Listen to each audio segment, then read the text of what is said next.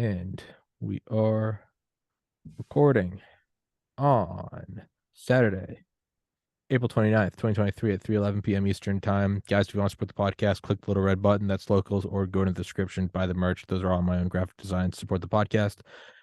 We are here with Mr. Lee Slusher. Mr. Slusher, please introduce yourself, sir. Hey, I'm Lee. I've spent about the past 25 years working in intelligence and geopolitical risk.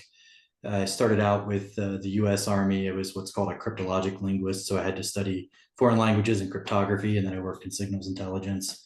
When I got out of the Army, I did intelligence work for about another 10 years, some of it directly for the intelligence community, and the rest of it for an Army organization called the Asymmetric Warfare Group. And then after that, I spent about nearly 7 years working on contract with the Johns Hopkins University Applied Physics Lab as a national security analyst. And now I have my own firm, BT Consulting. And all along the way, I've got to do some pretty interesting things. So I got to travel a lot, got to study 3 different languages at the Defense Language Institute. I did 4 deployments to Afghanistan and 1 to Iraq. I worked in Taiwan, Ukraine, all over NATO, NATO primarily in Europe. So lots of interesting things along the way. You ever read any James Bamford? Not that I recall. Shadow Factory, the ultra secret post 9/11 NSA. No, definitely. He's got some great histories with the CIA, or not the CIA, the NSA, and even going all the way back to, I think it was called the Black Vault in World War One, not even World War II, World War One, like telegram companies and stuff. It's a great book. Yeah, all that stuff's black magic to me, cryptology and it goes way over my head. Well, I started out in the kind of tail end of what was still Cold War technology, even Yeah, though the Cold War was over. yeah, All of the computer networking operations that have since consumed the place, or they came after me. So yeah, I can't claim any knowledge there. yeah. There's kind of an inertia with the national security military apparatus. There's a momentum. Like we're ready for the Cold War in 2000, and then now in 2020 we're probably ready for like an Iraq invasion. There's kind Oh, of sure. yeah, Yeah, the Army decided in nearly a decade, well, not quite a decade after the end of the Cold War, that I should be a Russian linguist first. And so naturally, as soon as I finished the training, they said, well, we need about half the number of you that we have now. yeah, So maybe go study some other things. So I just kind of kept doing that until I decided that maybe the Army wasn't the place where I was going to find a home. yeah, yeah. Maybe in 2040 we'll be ready to start training people to support Ukraine. Um, Obviously I love the United States. I wouldn't have the flag behind me if I didn't. So for Taiwan, how what are we looking at for this year in your crystal ball, in this year, really the next 12 months, and kind of a sub question? Has NATO and the US's response to an aid to Ukraine, do you think that's going to have an effect on how China looks at Taiwan? Are they looking at, ooh, we don't want kind of Russian sanctions part two? I'll start with the second one because it's how I would begin answering the first. That is, our aid to Ukraine absolutely has compromised our ability. It's restricted our ability to act in other ways. Hmm. I'm keeping this running log of press articles that admit, our defense industry doesn't have the machine tools or the surge capacity. Or there was just another article released today from the Wall Street Journal. We can't even keep up in the production of 155 howitzer shells. So it's our leaders have taken us to a place our defense industrial base cannot support, and we're already there and we're already overextended. We can't even continue to fund or equip the proxy war in Ukraine, much less deal with another crisis. And I think that it should limit what our leaders commit us to do, but thus far there hasn't been a whole lot of restraint. So I have no real faith that it would. But if you're talking very near term, well, I'll explain a little bit about what I did in Taiwan and my responses based on that experience. So most of my career was focused on the former Soviet Union and the former Yugoslavia, and then came 9/11, and I had this quite long detour into Afghanistan and elsewhere, kind of South Asia and the Middle East. And then after about 8 years of that or so, I got back on an Eastern European track. And so when Russia seized and annexed Crimea in 2014, I was doing a lot of the work for the Defense Department that said, like, how did that happen? Because the West was seemingly caught by surprise. They shouldn't have been, or we shouldn't have been, but there was a surprise. And so there were a lot of people asking, well, how did this happen? And most of the old Sovietologists had already retired or passed away. There weren't that many people with experience and language skills. And so I was kind of in the prime place, like sort of fresh out of going to the desert, but still having that background. And so I did a lot of this work. Like, here's how Russia actually took Crimea. It wasn't all little green men, or, as we tell ourselves, there was a massive conventional component and overmatch and all the things that we used to forget about doing these wars of choice and nation building. And some of that work that I had done about Crimea made its way to U.S. Special Operations Command Pacific. And some people there were working with Taiwan. And of course, at the time, shortly in 2014, when the Russians took Crimea, a lot of people immediately turned their attention to Taiwan, and to say, could China effect a sort of swift, more or less bloodless takeover of the island? Because all the attention had been focused on this amphibious and missile and airborne assault, and like a full-on military assault on the island. So this prompted a program that I was basically like the lead analytical architect of for about 3 years, kind of mid to late 2000s, helping Taiwan revamp its defense planning, not necessarily on that, defend the beaches against the incoming amphibious vehicles, but what can we do to make Taiwan a harder target, maybe add some more deterrence. And the important thing to remember here is the US policy was, and I think still officially is, strategic ambiguity, meaning we don't say that we're coming to Taiwan's aid, and we don't say that we're not coming to Taiwan's aid. Now, the only thing that's complicated that recently is Biden publicly saying we'll defend Taiwan, and then having, his subordinates come back and, walk it back later. But I always think about these things on a spectrum. So way out here on one end, the U.S. could, notionally, a notional spectrum, the U.S. could say, not our interest. We're disengaging, in which case peaceful eventual reunification with China would almost certainly happen, because that is China's goal. They will attack if they have to, but they certainly don't want to. They don't want to destroy Taiwan. They just want this sort of peaceful eventual reunification. But it might not be so peaceful if we kind of push the issue. So out of here on the one end, we could say, we're out of this game. Taiwan isn't in our interest.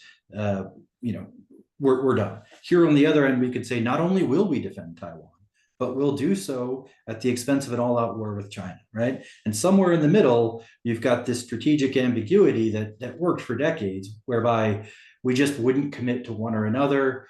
We used to recognize Taiwan as the official China, but we got away from that policy in the 70s when we chose to recognize the mainland, the People's Republic of China, as part of our bid against the Soviets, so they didn't get too close to the Soviets. So basically, we rescinded our official recognition of Taiwan as the one China and transferred it to Beijing. And shortly thereafter, there's a law, and this is important to remember, it's a law. The Taiwan Relations Act governs how we interact with Taiwan, even though we don't recognize them formally as a country. And one thing that law mandates is security cooperation. So some degree of military to military or weapon sales, some degree of that is actually prescribed by law. It's not all that prescriptive in what it has to be. It can be more, it can be less. But the relationship we have with Taiwan does legally require security cooperation at present. So when you say what's going forward, well, the important thing to consider is what has changed. Strategic ambiguity was the order of the day for many decades. And in that time, a lot of things changed. So earlier on, I mean, in the 70s, perhaps into the 80s and beyond, Taiwan actually had a strong military advantage, right? China hadn't come anywhere near its current level of development that has allowed the development still of a much more capable military. Back then, Taiwan had the edge, hands down. We recognized them, they had the edge. And even for a while after we revoked our recognition, they still had the edge. Well, lots of things have changed now, of course. China came into the World Trade Organization. We more or less made it the world's factory. It became very wealthy. It has a large military. I still think China's view is peaceful, but eventual reunification. So there are there are a lot of important differences between Taiwan and Ukraine, but there are some important parallels that I'll bring up repeatedly in the conversation. And one is, Taiwan is not an enemy of China. China sees Taiwan as, and historically it has been, part of the kingdom. So if you go to Taiwan and you look at the license plates on the vehicles, they read Republic of China, Taiwan Province. So Oh, we call it Taiwan, but its official name is the Republic of China. And then across the strait, there's the People's Republic of China, which is what, the mainland, what we call China. But it's interesting to note some of the mindset differences here. If you're in Taipei or you're anywhere else on the island on Taiwan, Formosa, the vehicle license plates are Republic of China, Taiwan Province, which indicates that there's more than one province of China, right? That they are mm, indeed the correct China. So recently, in recent decades, if you just look at the domestic politics of Taiwan, it kind of goes back and forth. There are factions that are more in favor of uh, of leaning toward China, of having a more conciliatory or perhaps even attitude toward China, or perhaps even joining altogether. There's another election coming up. I think it's next year. And we could have a party that comes in and says, no, we don't want any of this madness. We're going to move toward reunification or further integration. Now, we have to understand that since China sort of became wealthy as a product of being, as a function of becoming the world's factory, a lot of other things have changed here. Um, there are very deep ties between not just cultural and linguistic and historical between the island. There are deep business ties. There are, the flights, if I don't know if this is still the case, but when I was working Taiwan, the greatest number of flights from to and from Taiwan were from the mainland, right? People go back and forth. There are strong business ties, familial ties. I went to I forget the name, but there's a big museum in Taipei, which has, when Chiang Kai-shek and his people fled China and went over to Taiwan, they actually took a lot of the main historical artifacts because they saw themselves as sort of the rightful government of China. And so mainland Chinese flock over there to look at all of the same, so the same cultural artifacts. I mean, so there's some shared history there. Well, it's mostly shared histories, but I mean, so when we look at it as Westerners, or particularly in the past year or two, it's almost like we're playing a game of Risk. Like it's pretty yeah, preposterous. Like the U.S. says, our government says, well, we're a Pacific power because of Hawaii and Alaska and Guam and the West Coast. Well, sure, we are a Pacific power, but we're not really an East Asian power. We have a lot of interest in East Asia, a lot of influence, but that's not where our power resides. Yet we're behaving as if that is the case. So going forward, I think, well, my personal view is the best thing that could happen is nothing, because anything other than nothing is likely to go in a bad direction. So when we talked about earlier about the munitions and the U.S. not about basically running our cupboards bare to pour our arms into this Ukraine war, what we have to remember is we have no capacity beyond what defense industrial capacity beyond that which we're already exhausting. None. That needs to be made perfectly clear to everyone. When we industrial scale war requires industrial scale defense production. And the only way to do that in the US is essentially to put the whole country on a war footing, to use the Defense Production Act to essentially commandeer and reorient civilian industrial production to wartime production. And we don't even have the factory, like the number of factories that we once had that could potentially do that. And even if we did, there's a huge time lag between getting that process started and having enough to even begin some other large offensive, much less sustained one. It's a huge problem that doesn't get enough attention. And yet we keep running around writing all of these checks that we really just can't cash, proverbial checks. Oh, we have leaders saying that not only can we continue Ukraine, that if necessary, we could fight Russia and we could fight China simultaneously. This is all nonsense. It's utter nonsense. I mean, it's a simple issue of kind of math at some point. You can't spin these productions like it's not an overnight process. where it's not just that we don't have the factories that we used to have or that we'd have to reorient them. We don't have a lot of the machine tools. We don't have a lot of the know-how. Manufacturing know-how is like any other. It goes away if it's not used. So we're tremendously behind the eight ball there, and yet we decide that now we have to deter China. It's extraordinarily problematic. And I think the best thing that could happen is nothing. Is to and let's not forget, like I mentioned earlier, there are plenty of people. The people of Taiwan don't want a war, and there are plenty of them who would be amenable to some kind of reunification. Now, there are many who are opposed. I'm not skipping over. I'm not ignoring their view, but we talk about it back here like we're moving, pieces around on a board, and most of it's just preposterous. Like we don't even have the other pieces we would need to put on the board. We don't even have a place where we could go to purchase or manufacture those pieces to put them on the board. It's really absurd, but we keep writing those checks. We keep making those promises. So I'll pause there. So, No, no, it was great. No, no, it was great. I love it when the guest talks. I'm not being sarcastic. I genuinely love it. I love getting lost in. I know it's good if I forget I'm doing a podcast and I'm just listening, and then and all of a sudden I'm like, oh shit, we're doing a podcast. Um, I wonder almost, and this isn't something I agree with or condone, but just entertaining as an idea. Um, I almost wonder if that's part of the Biden administration move is to deplete our proverbial cupboards on Ukraine. It's sort of a China now takes it and we go, listen, we couldn't have even so as opposed to weakness, right? Because you don't want a global war escalating. You purposely go, we capping our go, you go, we supported Ukraine. Like, what do you guys want? We can only defend so many free nations. And it's sort of like I'm not looking at you, Taiwan. I'm not saying go take it, but I am leaving and I'm turning off the security cameras. Like, I hope you don't take the candy. You're kind of saying, go take it. It's kind of I'm not necessarily for that, but in terms of politically, that would be a savvy move. It would be. I just don't think they're that savvy. And No, no, no, at all. I'm just I'm throwing it. I believe about 5% of the things I say out loud on this podcast. I always just throw out ideas and it's just an play with interesting them. idea, and it's related to sort of, a lot of people have been looking at everything that's gone wrong and gotten worse in recent years and said, is this on purpose? Oh, Surely well, they can't be doing this, accidentally.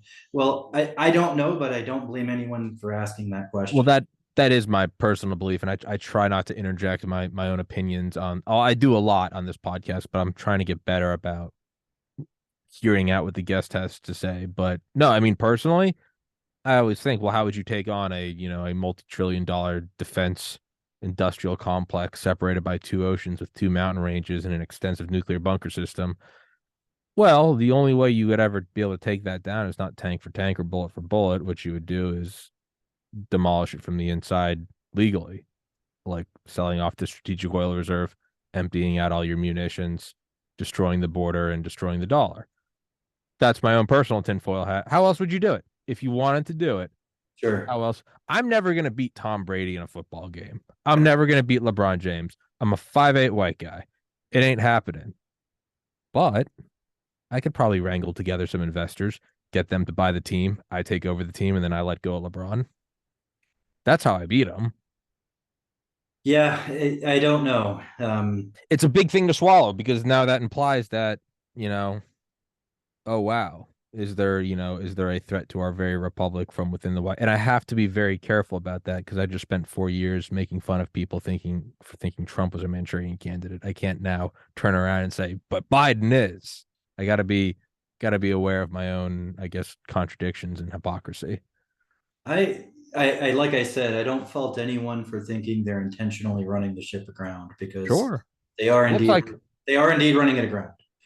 Um, but I really don't think I my general thesis, and I'm writing about this in several different um, articles, but I think we're basically still led by the architects and the inheritors of the architect of a failed worldview. And there's this very insular class that's been at the helm, and I don't, they are quite intelligent. They realize the world is changing, and I think they have to kind of, if they don't sink in and kind of keep hold of what they have, then everything is gone. hmm, Whole whether it's the neocon kind of foreign policy or the neoliberal economic policy, those things aren't doing particularly well. They continue to kind of like dig our grave deeper. But that's what the establishment is built on. I mean, not just the people in charge, but that's what those are the prevailing attitudes. So Is it possible that we're kind of going on this momentum of post World War II? You know, it's again, not only are we separated by two oceans, and but the rest of the world was quite literally destroyed. Not economically. I mean, the factories were piles of ashes. You know, then the Bretton Woods conference, us being the reserve dollar, we've got this massive military machine. We scale it right up for Korea, right up for Vietnam. I mean, we have been living in a an unconventional, but an empire nonetheless for a long time. I mean, there's a reason why we run the world the way we do and live the way we do. But it's now been what? I mean, war ended 45, coming up on 80 years. It might. that's more how I think about it. There are different, stages of history, and in some of them, these new structures get built, and then Yeah. they kind of decay over time. And what we're seeing is not, I guess, more broadly, it's sort of the end of the era that was constructed after World War II, but there's a separate or a mini era in there after the collapse of the Soviet Union and the end of the Cold War. Mm, And I've started a series about this, basically focusing on the Cold War ended. What should we do, we as the collective West, or we as NATO? And we all know what actually happened with expansion and with militarism, but mainly it was rooted in this idea that the U.S., are the indispensable country, and yeah. that we, by intervening, we actually can The make things shining city on the hill. Yeah. right, all of that. And I think things kind of started that way, and that faction has been in charge ever since. Right? I mean, those are the people who were in charge, and then who go teach at the prominent universities. We're another generation into it. We're about 30 years along into that sort of post, well, a little more than that, into that post Cold War world. But the people at the helm are still playing by the old rules, and they see that it's falling apart, and so they kind of have to go all in. I mean, Mm. they don't have to, but if they want to hold on to the things they've built, and if they still believe in that worldview that I think is out of date and only had a limited run in it to begin with, I think they're holding on for dear life, because whatever comes next probably won't involve them. So let's walk that out. You're in charge. I always just imagine it's kind of like Doctor Strangelove. There's the war room, like somewhere under NORAD. You're in there, and you're 12 guys in a room, whatever. Um, but you go, I mean, we're a war economy. We have, and not entirely, obviously, that's a generalization, but we produce a lot of weapons. We're good at that. That's one thing we do great, is we get stealth bombers. The end of the Cold War was kind of bad for business. Do we want to revamp the whole? Because so we're living in this cold. Let's just again theoretically, we're living in this Cold War mindset. We're the hegemon. We're the great indispensable city on the hill, liberty, democracy, all that good stuff. And we see that that's waning. Instead of and this isn't, I'm not condoning this, but it's just kind of, instead of revamping it and going, how do we adapt?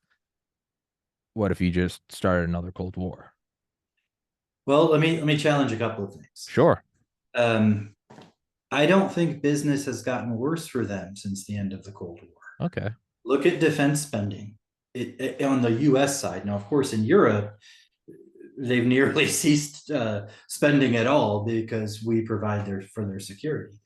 But on the US side, the defense budget has not gone down.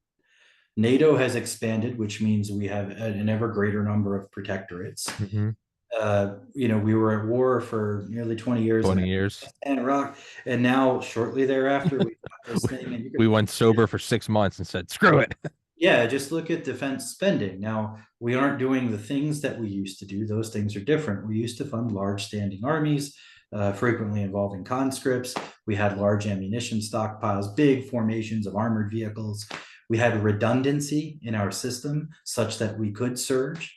We could surge people, we could surge production. All of that stuff is gone, but the budget didn't go down. Of course not.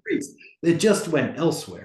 And I think what people, I understand completely when people from the outside look at it and think, it's this behemoth, it's this Leviathan. Surely they have, something there we don't know about that makes it all worth it. And that's simply not the case. It's mainly just a jobs program. It's a Mhm. massive jobs program. And I'm not specifically referring, or even mostly referring to people in uniform. It's not. It's this large civil service. It's the contractors. People like to think, oh, it's all profit. The profit margin in defense contract, and people aren't going to like to hear this. The profit margin is actually not that great. It's usually in the high single digits. Really? Profit, but the stock prices, of course, can tell a different story. And they employ tremendous numbers of people, largely in Maryland and Virginia, and the capital area in general, but in many other places. This Congress, we I'm sure the term military industrial complex came from Eisenhower's Uh-huh.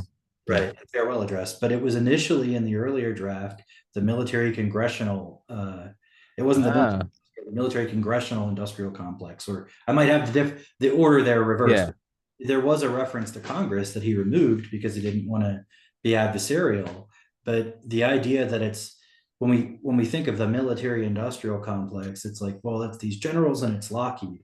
We're leaving out the people Well, who have the statutory authority to endorse all the improve all the spending.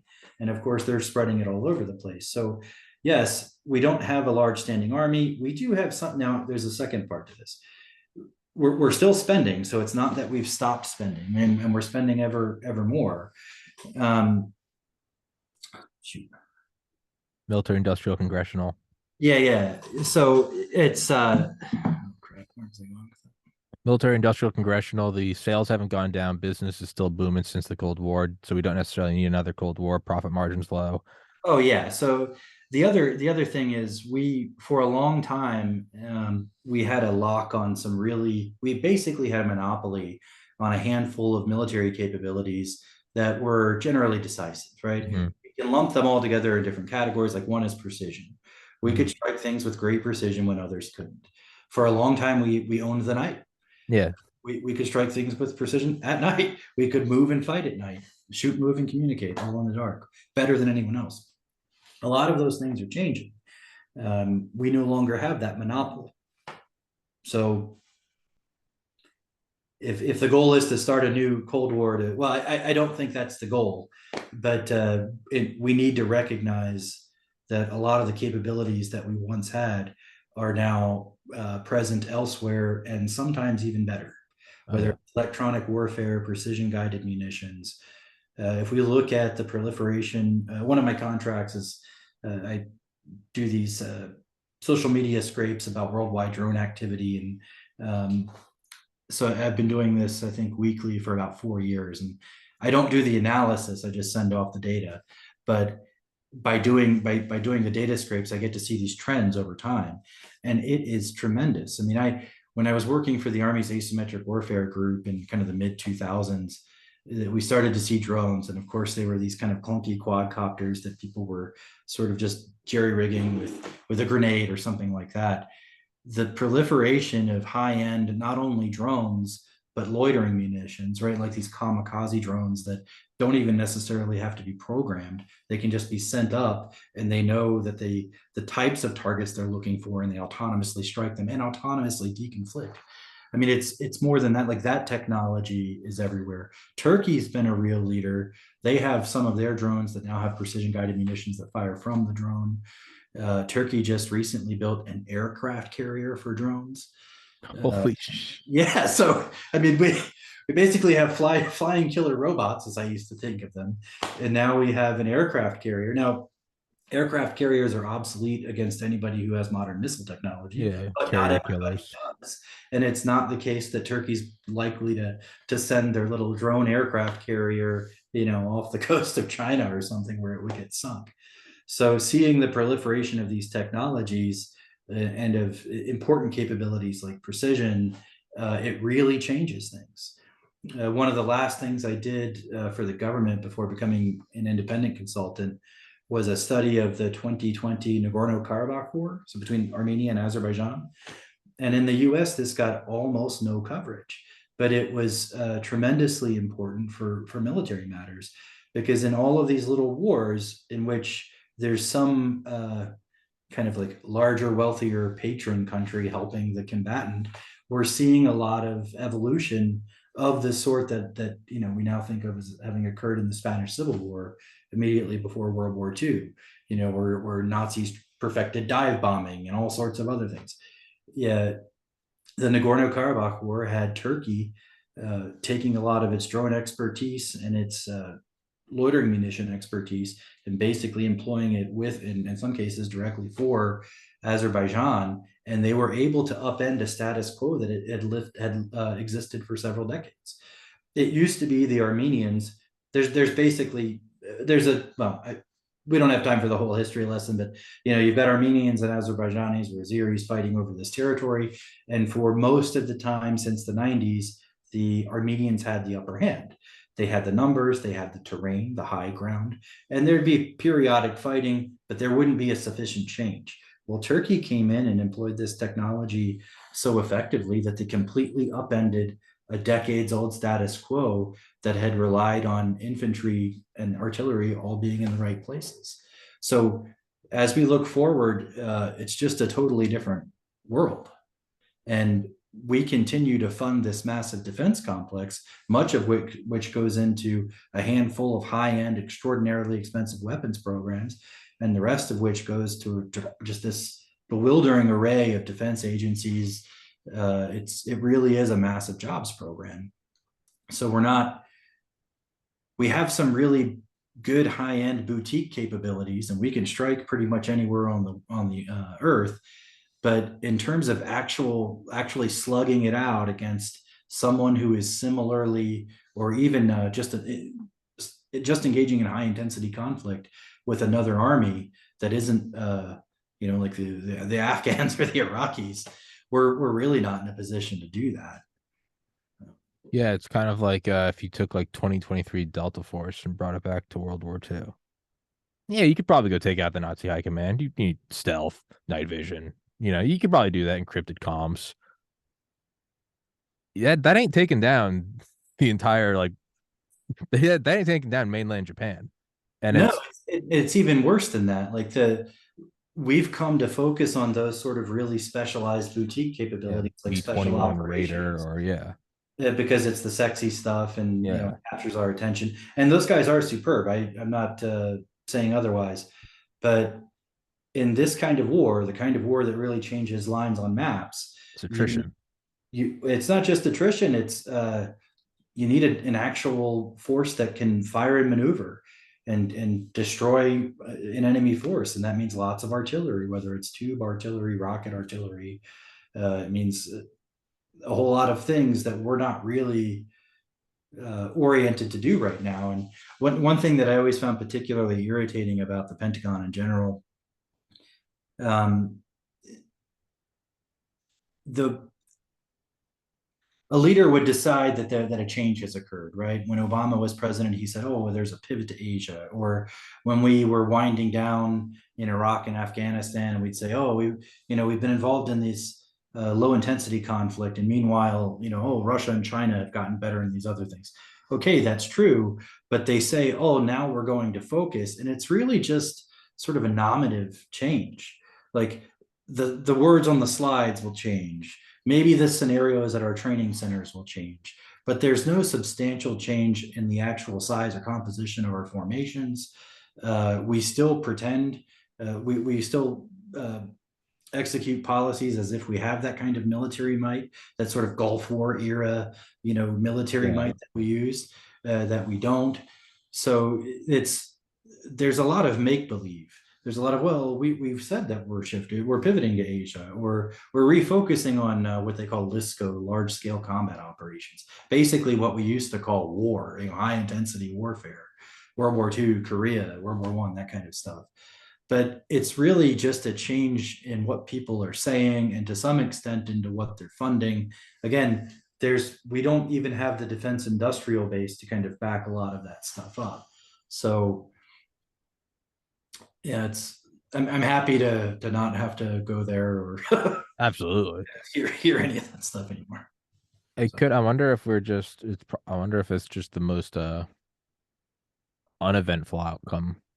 I wonder if we're just going to slowly shift to a multipolar world. And it's not going to be this big. It's not a 9/11 or a Pearl Harbor. It's just kind of a thing where you wake up one day and you go, yeah, oh, it's like I wake up one day and it's like I graduated high school 15 years ago. There's never a moment. You go, oh, I'm kind of in touch with like two or three friends. There's never a moment where you stop talking to your buddies. It's not necessarily that there was like there's bad blood. It's just you kind of grow up and get married and everyone kind of goes their own ways. And it's one day it just dawns on you. And it's not bad and it's not good. You just go, oh, I'm here. I wonder if we're just slowly turning into multipolar. I think it's happening, but not slowly and not quite so idly. I think there are huge parts of the world that actively want to move this along much more quickly. Well, why wouldn't you? Of If you're course. not the hegemon, why wouldn't you want to? Of So, course. yeah, I think that effectively is the world in which we live now. Mm, There's this meme floating around of the international community. You've probably seen it, and it's basically North America. I mean, well, not excluding Mexico, and then Europe and Japan and South and Australia, and New Zealand. And the rest of the map is there are no other land masses on the yeah, map. yeah. There's definitely some truth to that. Who knows, man? It's and then you got to think, and this is the stuff that kind of tickles my mind. It's like if we don't have that asymmetric capability where we don't have a monopoly on NVGs or stealth technology or laser guided JDAMs or whatever, it does kind of make you think. What about like the Tic Tac 2004 off the USS Nimitz, right? You have all those fighter pilots going on podcasts talking about it. What about the gimbal UFO? It does. It's kind of more fun than anything. But you go, what is there? I heard somebody say something. They're like, they're releasing all this UFO stuff, and then they go, I don't think they started Space Force. I think they declassified Space Force, just like they declassified the NRO and the NSA. Do I believe in that? Not really. Do I want to believe in it? Hell yeah. It's fun. Not just because I'm American and I want America to keep going. That's definitely a part of it. But it does make you go, what? Wow, how come we've just are they is it's either intentional that they're destroying the United States from within, or it's like, do they have something up the sleeve? Is there something that they're just I'm with you. I don't necessarily think so, but it's a fun idea to toy with. You go, what? What's really out in Nevada? What's really flying around? I don't mean to throw a wet blanket on the Space Force, but Oh, don't kill me. You're gonna destroy yeah, my curiosity. it's important to understand what that actually means, right? It's not Star Trek or Star Wars. No, Hey, it's just they just took the US's. They did try to interrupt. They did in we rely 1947 when on we space-based yeah, systems.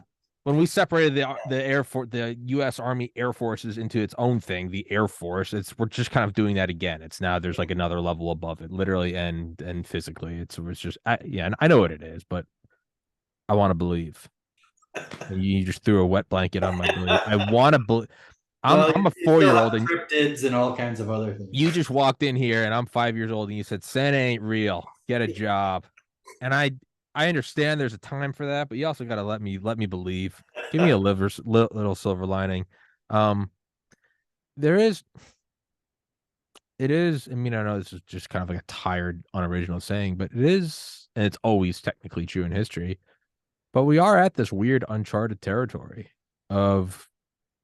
I mean, imagine going back to like World War I was so insane because they were still using horses, but also had tanks.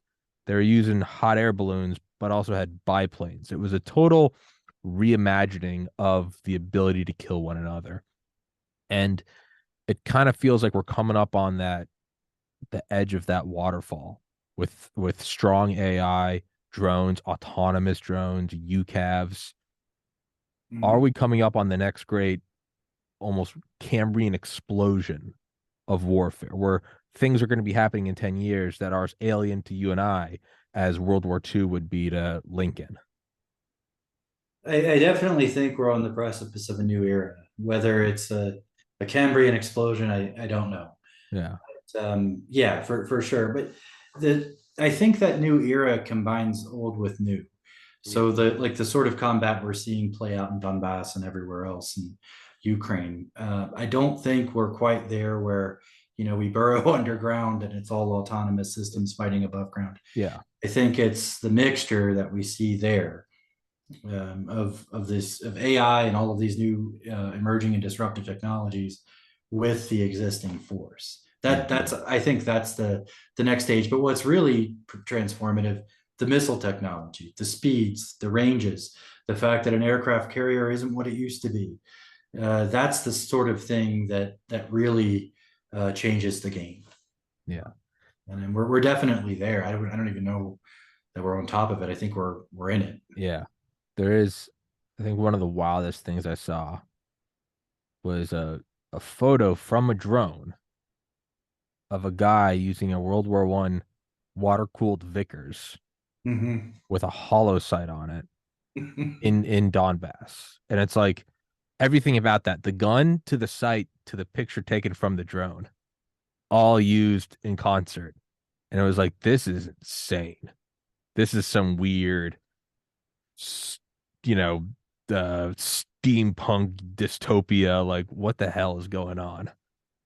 Well, I was over in Ukraine not too long after the whole Crimea affair, when the U.S. was first starting to do security cooperation with the Ukrainian military, and we got to speak to people who had just come out of Donbass and things like that, and it was really tremendous to see just this rapid evolution, because the Ukrainian military didn't have. We could get into this another time because there's a whole lot more to it, but the Ukrainian military didn't have. Uh, that kind of technology or technological expertise in the force. It had regular citizens just coming forward and designing things for the troops who were being sent to Donbass in like 14 and 15. Like I remember this one thing in particular, it was a tablet that they designed just to give to brigade commanders so they could sort of like point and fire with artillery. And so there's a lot of melding of old and new. And I think, like you said, the kind of steampunk reference, I think there's a whole lot more of that before there's something that's unrecognizable. Yeah, you'll have the insane technology in the first days of World War III. You'll have the Mach 10 fighter jet or whatever, but it will very quickly settle into You got to kill things each that, other. yeah, well, it'll very quickly settle into stuff that is not affected by EMP, stuff that is not, it's going to be old artillery from World War I. It's going to be like a Kalashnikov. It's going to be a shovel. It's it's going to be what they're going to have three-dimensional maps of it in high resolution, but it's going to be guys stabbing each other. Yeah. That's the resilience, right? Is you can have a B-21 Raider and that entire support staff you need for it, or you're just going to have like a mortar tube. Which one's more resilient? Which one's more mass producible? Yeah, I think there's a tendency to focus on, I can't remember who wrote this, but there's a tendency to focus on the initial opening days of conflict within the US defense establishment, that just plans nonstop, plans for everything that they think might happen. In fact, it plans too much. Like it falls short on executing a lot of plans. But there's an overemphasis on the early days of a conflict without recognizing that unless What it's happens like next? the Gulf War, that where you're just so one-sided, that then you get into the other stages of the conflict. Yeah, yeah, That's where things really start to drag on. yeah. It's getting psyched for the first 3 days of the new year. You're like, I got the gym membership, I got the whey protein. Let's get it. It's like, where are you in April? Yeah. Where are you in April? Consistency. You only go to the gym. That's why I always tell people. I'm like, go to the gym for 10 minutes. It's better to go consistent. Where are you in August? Where are you in and we did a great opening day of the war in Afghanistan and Iraq. We went in, just, mapped everything out, took out the power stations, special forces. That's all great. Now what do I do with my hands? And we didn't do anything with our hands for 20 years. Well, consider this too. We always, just as we tend to focus on the initial days of a conflict, we also tend to focus on a worst case scenario like EMPs and nuclear weapons and all the rest of it. I think what's probably more likely is a series of restrained wars in which those capabilities are not employed, but all the other stuff below them is. So Mm. you'll still end up in these slugfests like we see playing out in Eastern Europe right now, because we don't always jump to the to global thermonuclear war, thankfully. Yeah. Yeah. I mean, we didn't nuke Iraq. We didn't nuke Afghanistan. Artillery, shell, and rocket production are going to be relevant Yeah. for a long time. Yeah. Yeah. Because there is kind of a weird thing is like the production of those weapons, although it does have, effects on global position or not global posturing, but because you can't use them because it's so unthinkable and they're so unstoppable, and if I use them, they're going to use them. They're kind of off the table. Like you have to have them as deterrence, but They're hopefully off the table. Yeah. hopefully if the but like to my knowledge, I don't think a single one of the silos out in the Midwest ever opened and aimed at Iraq. Maybe 9/11, maybe that evening we aimed a couple, but like those stayed offline. It was MRAPs. It was snipers. It was IED detection. It was language skills, Yes. having tea with people. Yeah. I mean, not that any of that made a difference in the end, No, but not at all. But I that's what mean, we were. That's what we were up to. I think, absent something apocalyptic, we're still looking at that kind of conflict. And the big thinkers tend to skip over it because it's not a very sexy story yeah. to say that the BM-21 is still relevant and still will be. Yeah, no, yeah, you wanna talk about the SR-72 going Mach 7, and it's like, no, you kind of just need some belt feds. It's it's not sexy. You just need some belt feds. You need some concertina wire and some radios, and like that's yeah, that ain't sexy. But I don't know. I think let's get to and we got to wrap this one up in a minute. I'd love to have you on again sometime, man. This was fun. Um, and in the description is your Twitter and website and all that good stuff for everybody to go follow. More important, perhaps the most important thing is who manufactures rockets and artillery, and what do I need to invest in? Well, if you're investing in Raytheon, which they're probably the most associated with missile technology and things like that. I actually don't know who offhand is I want the manufacturing. low tech manufacturers. I don't want any of this hypersonic. I don't want any. I want the dumb bombs. Who's making the dumb bombs? Who's producing who's producing high explosives? That's what I need. I want the base stuff. I'm afraid I don't know. Damn it. I mean, I'm It's thinking more like the capabilities, not the. I'm thinking like Remington. I'm low level. Who's making tubes for belt fed machine guns? I'm not going with the B-21 radar absorbing material. I want the bread and butter of defense, which I guess would Butter of defense is giving other countries stuff right now. yeah. So look at what we've been giving to Ukraine. That's those are the stocks that have exploded recently. There is something Not deeply that hell. we'll continue on its same track. But. There is something, and obviously none of it's funny. It's death and destruction, but you got to make light. There is something deeply funny about everyone hating Trump for demanding NATO pay their fair share, and Biden's kind of making this isn't for or against Biden or Trump. I don't care. There is something kind of deeply funny about Sure. we're making NATO pay their fair share. Like it's not funny. Well, we're saying we're making them. We're not Oh, actually. of course. I mean, no, the whole thing's horseshit. Nothing's real. But yeah, I don't know. Yeah, I'll have more work done on NATO here pretty soon, and I've worked with NATO for many years, so we should get into that some other Dude, time. I'd love to. I'd love to. Yeah, I'd love to. I'll email you. Let's definitely do another one sooner than later. This is I always describe it to people. The first time on the podcast is always like an awkward first date, and then you feel each other out. And sometimes they just like, yeah, we're gonna part ways, never gonna talk again. Sometimes I'm like, we're gonna fucking hit it off next time. So, Mr. Lead Slusher, I'd love to have you on here again sometime, man. Thank you for coming on here. Thank you for your time, your patience, and putting up with my rather unconventional interview style, which consists of no preparation and wearing slippers and yelling. Um, It was fun. I'd happily talk to you again. Thank oh you. yeah, man. Thank you for coming on. Guys, please go in the description. Please go follow him on Twitter. Don't make me look like an idiot. He needs to see at least 5 new followers, and then he'll come back on the show. That's my guess. I'll email you the episode, and till next time, man. Thank you so much. Yep. Take care. Thank you for watching.